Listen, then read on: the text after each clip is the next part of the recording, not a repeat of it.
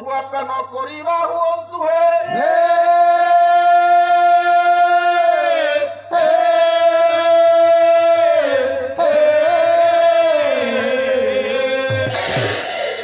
ନା କାହିଁକି କାହିଁକି ସାରେ ଏଥିରେ ଅଛି କଣ ଏଥିରେ ଅଛି କଣ? ଯଦି କର୍ଣ୍ଣରେ ଥରେ ମାତ୍ର ଏ ପ୍ରଭୁଙ୍କର ଗୁଣଗାନକୁ କର୍ଣ୍ଣପାତ କରିବ ତୁମର ଦୁଃଖ କଷ୍ଟ ଦୂର ହୋଇଯିବ। ପ୍ରଭୁ କଥା ଶୁଣିବ ହଁ। ଦୁଃଖ ରହିବନି। ନା ତୋର ଯୋଉ ଧାନ ଦେଇଥିଲୁ ମିଳୁନାହିଁ ସବୁବେଳେ ପ୍ରଭୁଙ୍କ କଥା ଶୁଣୁ ତ ଧାନ ପଇସା ମିଳିବ। ମୋ କଥା ଶୁଣ ରାମ କଥା ଶୁଣ ଶୁଣିବା ବୟସ ଯାଅ।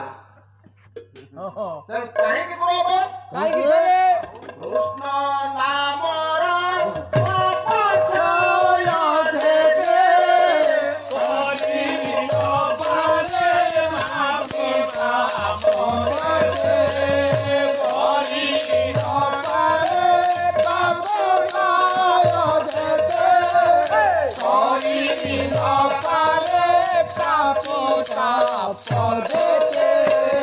କେତେ ଗୁଡିଏ ପାପ କରିଥାନ୍ତୁ ନା କାହିଁକି ଥରେ ଯଦି କୃଷ୍ଣ ନାମକୁ ମୁଖରେ ଉଚ୍ଚାରଣ କଲ ବା ଶ୍ରବଣ କରନ୍ତି ସବୁ ପାପ ମୋଚନ ହୋଇଯିବ।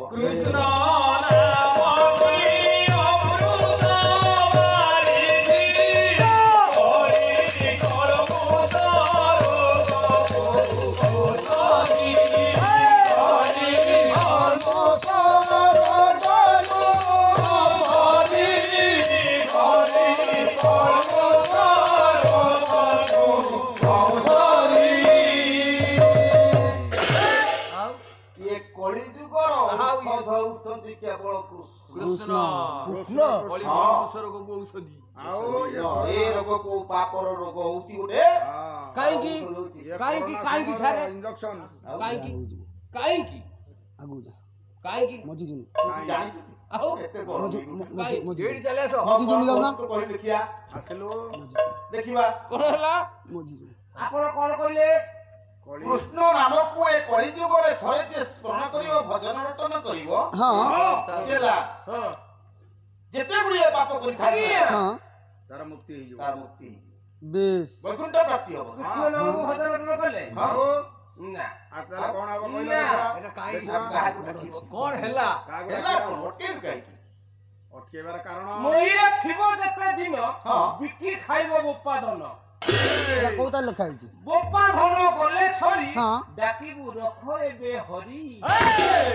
କେଡେ ସୁନ୍ଦର ବାକ୍ୟ କରିଥିଲୁ ବୁଦ୍ଧି ଆରେ ଏ ମାନି କଳିଯୁଗରେ ହଁ ହଁ ମହିରେ ବାପା ଧନ ଯେତେ ଦିନ ଥିବୁ ବିକି ଖାଇବୁ ବାପା ଧନକୁ। ହଁ ବେଶ କୃଷ୍ଣ ନାମ ଧନ ବାପା ଧନ ଗଲେ ସରି ଡାକିବୁ ରଖ ଏବେ ହରି। ସେଠି ବିକି ଖାଇକି ହରି ଡାକିବୁ ନା ନା ନା ନା। ଦେଖ ଇଏ କି ଲୋକ ଯେତେ ଗୁଡିଏ ପାପ କରିଥାନ୍ତୁ ନା କାହିଁକି ଆଜ୍ଞା ମାତ୍ର ଅଗ୍ନି ସଂଯୋଗଟା କଲେ ସେ ଧୋଇଯିବ। କଣ ନା କେମିତି ନିଆଁ ହେଲା ଭୂତର ସମାନ ତୁଳାରେ ଶିଖି ଭୂତର ସମାନ ତୁଳାର ଶିଖି ଭୂତର ସମାନ ତୁଳାରେ ଶିଖି ଭୂତର ସମାନ ତୁଳାର ଶିଖି ଝଡ଼କେ କିଣିଲ ପାରହି ରଖି ପାରହି ରଖି ପର୍ବତ ତୁଲ୍ୟ ପାପ କରିଥିଲେ ଆଜ୍ଞା ପର୍ବତ ତୁଲ୍ୟ ଯଦି ତୁଳା ଏଠି ରଖାଯାଏ ଆଜ୍ଞା ଗୋଟିଏ ଡିଆସିଲ କାଟି ଯଥେଷ୍ଟ। ଯଥେଷ୍ଟ ପୁରୀ ଜାଳି ଧୁଇ ସାତ କରିଦବ ଦମକଳ ଆସିପାରିବନି। ପର୍ବତ ତୁଲ୍ୟ ପାପ କରିଥିଲେ ଆଜ୍ଞା ଥରେ ମାତ୍ର ପ୍ରଭୁଙ୍କର ନାମ ନେଲେ ହଁ। ଦୁଃଖ ଦୂରୀଭୂତ ହୋଇଯିବ। ଦୁଃଖ ଦୂରୀଭୂତ ହେଇଯିବ। ଦିନକର କଥା ଆଜ୍ଞା ଆଉ ଜଣେ ଦିନ ଅଛି ହଁ ସେ କିଏ? ତାର ପ୍ରକୃତରେ ହଁ ପ୍ରତ୍ୟେକ ଦିନ ହଁ ସେ ଦୁଃଖ କରେ ବେଶ ଭିକ୍ଷା କରେ ହଁ ଭିକ୍ଷାବୃତ୍ତି କରେ ଭିକ ମାଗେ ଆଉ ମରି ଭଳିଆ। ଯାହା କିଛି ଧନ ସଞ୍ଚୟ କରେ ଆଜ୍ଞା ତାର ପରିବାର ପୋଷଣ କରେ ଘରେ ତା ପିଲା ଛୁଆ ପୁଷେ। ସମସ୍ତଙ୍କୁ ପୋଷେ। ହଁ এইভাবে দিন পরে দিন বড়ি চালিলা কেতে আর দুঃখ কষ্ট করিব না প্রভুଙ୍କୁ ডাকুଥାଏ ସବୁବେଳେ ସବୁବେଳେ ସ୍ମରଣ କରୁଥାଏ ପ୍ରଭୁଙ୍କୁ ପ୍ରଭୁ କେତେ ଆଉ ମତେ ଦୁଃଖ ଦେବେ ରକ୍ଷା କର ପ୍ରଭୁ ଏ ସଂସାରର ପାରାବାରକୁ ମତେ ଟିକେ ପାରି କର ପାରି କର ପ୍ରଭୁ ପ୍ରତ୍ୟେକ ଦିନ ଆଜ୍ଞା ଯେତେବେଳେ ସେ ଗୃହସ୍ଥରୁ ବାହାରି ଯାଏ ଭିକ୍ଷାବୃତ୍ତି କରିବା ପାଇଁ ହଁ ସର୍ବପ୍ରଥମେ ପ୍ରଣାମଟିଏ କରେ। କାହାକୁ ସାରେ ପ୍ରଣାମ କରେ? ପ୍ରଭୁଙ୍କୁ। ପ୍ରଭୁଙ୍କୁ। ଜଗତର ନାଥ ଜଗନ୍ନାଥ କଳିଯୁଗରେ ଯେ ଦାରୁ ବ୍ରହ୍ମ ରୂପରେ ବିରାଜମାନ କରିଛନ୍ତି ସେଇ ପ୍ରଭୁଙ୍କ ଉଦ୍ଦେଶ୍ୟରେ ପ୍ରଣାମଟିଏ କରି ସେ ବାହାରି ଯାଏ ନିଜର ଦୁଃଖ। Right right. ଗୋଟିଏ ଚକ୍ଷିଶ୍ୱର ଏଇ କେମିତି ସେ ପ୍ରଭୁଙ୍କୁ ଡାକୁଛି। କିଏ ଶୁଣିବ ସେ ସୁରକୁ? ବସିବା ଦେଖିବା କଥା ହଁ ବା। ହଁ ଯଜମାନ ତ ଆମେ ଯଜମାନର ମଙ୍ଗଳ କାମନା କରିବା ପାଇଁ। ଆରେ ନନା ଅଛନ୍ତି ପୁରାତନ ଗାୟକ, ଶିବା ଶୁଣୁଛନ୍ତି ବହୁତ ଦିନରୁ ଗାଉଥିଲେ ପାଲା। ହଁ ନା ଆଉ ମୁଁ ଜାଣିନାହିଁ। ଏବେ ନନାଙ୍କ ଦାନ୍ତ ଦିଟା ଖସି ଯିବାରୁ ସେ ଗାଇ ପାରୁନି। ଗୁରୁ ବ୍ରହ୍ମା ଗୁରୁ ବିଷ୍ଣୁ ଗୁରୁ ଦେବ ମହେଶ୍ୱର ଗୁରୁ ସାକ୍ଷାତ ପରବ୍ରହ୍ମ ତସ୍ମୈ ଶ୍ରୀ ଗୁରୁଭେ ନମଃ। ନମୋ ବ୍ରହ୍ମଣ ଦେବାୟ ଗୋ ବ୍ରହ୍ମଣ ହିତାୟ ଚ ଜଗଦ୍ଧିତାୟ ଜଗଦ୍ଧିତାୟ କୃଷ୍ଣାୟ ଗୋବିନ୍ଦାୟ ଗୋବିନ୍ଦାୟ ନମଃ। ନମଃ।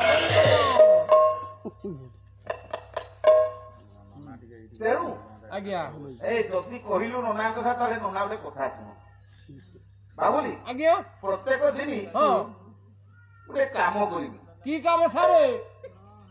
ନମସ୍କାର ପ୍ରିୟ ଭାନୁ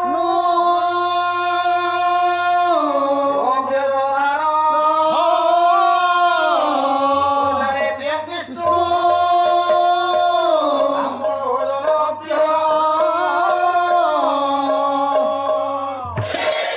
କଣ ହେଲା ସେସୁଟା? ପ୍ରତ୍ୟେକ ଦେଖ ନନା ନନା କହି କେମିତି କହୁଛନ୍ତି ଦେଖ। କହିଲେ ବ୍ରାହ୍ମଣ ଭୋଜନ ପ୍ରିୟ। ନାଇଁ ନାଇଁ ଆଉ ପ୍ରତ୍ୟେକ ଦିନ ସୂର୍ଯ୍ୟଙ୍କୁ ପ୍ରଣାମ କରି ସାରିଲା ପରେ ପରେ ଶିବଙ୍କ ଉଦ୍ଦେଶ୍ୟରେ ଜଳଧାର ଦେଲା ପରେ ସ୍ନାନ ଶୌଚ ସରିଲା ପରେ ନନା ଗୋସେଇକି ବା ବ୍ରାହ୍ମଣଙ୍କୁ ହଁ ଯଦି ଯାହା ଶକ୍ତି ଅନୁସାରେ ଯଦି ଦାନ କରୁ ତାକୁ ଅନେକ ପୁଣ୍ୟତା ଅର୍ଜନ କରିବୁ। ବ୍ରାହ୍ମଣଙ୍କୁ ଦାନ କଲେ ହଁ ଆଉ ବ୍ରାହ୍ମଣ ଭଗବାନ ନନା ମୋର ଏଇଠି ପ୍ରଣାମ। ଗୁରୁ ବ୍ରାହ୍ମଣ ଭିନ୍ନ ନୁହିଁ। ବାସ୍ ବାସ୍। ବଢିଆ କଥା ଟିକେ କହିଲ। ଆହୁରି ଗୋଟେ ପାଖକୁ ନନା ଆସ। କିନ୍ତୁ ନନା ନାରାୟଣ ଠିକ ଅଛି। ସେଇ ସ୍ୱୟଂ ନାରାୟଣ ହରିଦ୍ୱାରକୁ ବାମନ ଅବତାରରେ ଯାଇଥିଲେ ଯାଇଥିଲେ ଠିକ ନା ଭୁଲ ନା? Yes. କିନ୍ତୁ ନନା ସେଇଠି ଅଡୁଆ ହବ ଟିକେ କହିଦେଲେ ଆଉ କଣ ଟିକେ କହୁନାହାନ୍ତି ସାର୍? ସହଜ ବ୍ରାହ୍ମଣ ଗଣ୍ଠି ଗଠିଆସ ଅଟତି ବଡ କୃପଣ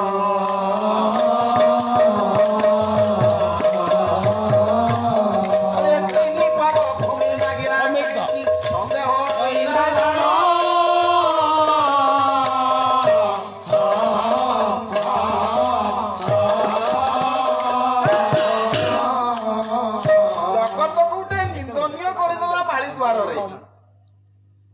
ସମସ୍ତେ ଜାଣିଲେ Yes. ବ୍ରାହ୍ମଣ ଗୋସାଇ ଆସିଥିଲେ ଆମ ରାଜାକୁ ମାରିଦେଲେ। ଏଇଆ ନୁହେଁ କି? ଆଜ୍ଞା କାହିଁକି କାହିଁକି? କହିଲା କିଏ Yeah. କହିଲା ନା ଶୁକ୍ରାଚାର୍ଯ୍ୟ। ଶୁକ୍ରାଚାର୍ଯ୍ୟ କଣ କହିଲେ? ଗୁରୁ ଶୁକ୍ରାଚାର୍ଯ୍ୟ ମନା କରୁଛନ୍ତି ନାହିଁ ରାଜା ଦାନ। କପଟ ବେଶରେ ଆସିଛନ୍ତି ପୁଣି କପଟ ଋଷି ବ୍ରାହ୍ମଣ।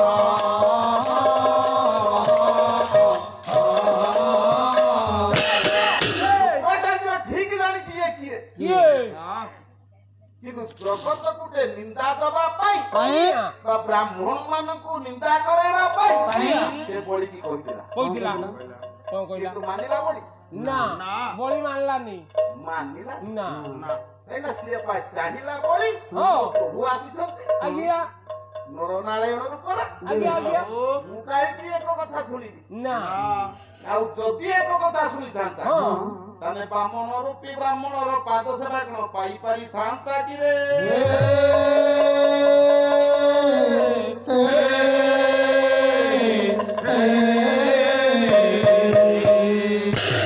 ଠିକ ସେଇଭଳି ହଁ ସେଇ ପାଦ ପଦ୍ମକୁ ଲୟ ରଖି ପ୍ରଭୁଙ୍କ ଉଦ୍ଦେଶ୍ୟରେ ସେ ପ୍ରଣାମଟିଏ କିରେ। ଦେଖିଲେ କଣ କଣ ସାରେ? ନମସ୍କାର ବାବା